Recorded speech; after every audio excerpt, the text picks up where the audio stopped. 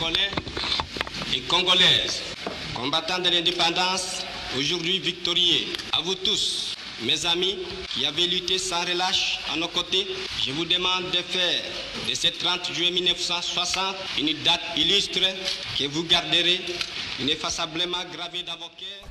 Né le 2 juillet 1925 dans le village d'Anoloa, Patrice Emery Lumumba, de son vrai nom Elias Okitan-Sombo, grandit dans une famille modeste. Fils d'un père paysan chrétien, il recevra une éducation de base dans des écoles missionnaires chrétiennes. Élève doué, il va distinguer et rejoindre les rangs des évolués. La petite population d'indigènes que le pouvoir belge consent à laisser s'élever dans la société coloniale. Il est alors marqué par le paternalisme dont le Congo belge est empreint et se reconnaît dans les idées du Parti libéral belge.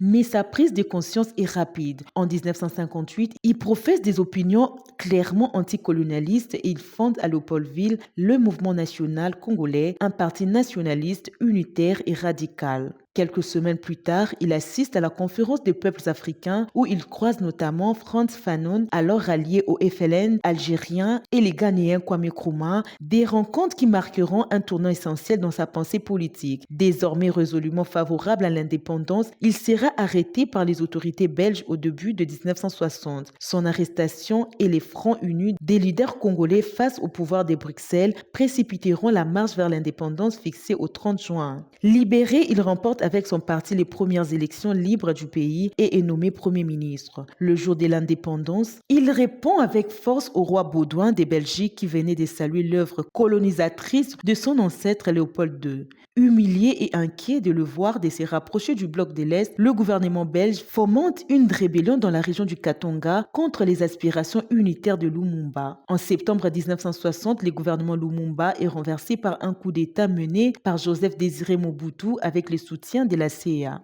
Le 17 janvier 1961, Patrice Emery Lumumba, leader de l'indépendance congolaise, est assassiné. Une mort tragique qui est le fruit d'une déstabilisation orchestrée par plusieurs acteurs, les autorités belges, congolaises et américaines. Oui, à la CIA. Son corps sera découpé puis dissous dans l'acide sulfurique. Dans les années 2000, un policier belge avouera avoir participé à l'opération et avoir conservé une dent du leader indépendantiste dont la justice belge ordonnera en 2020 la restitution aux enfants de Lumumba. 60 ans après, Patrice Emery Lumumba a enfin reçu une sépulturelle officielle en République démocratique du Congo. Martyr de l'indépendance congolaise, Patrice Emery Lumumba est devenu très vite après sa mort une icône internationale de la décolonisation et sa destinée fulgurante et tragique a inspiré plus d'un dans le monde.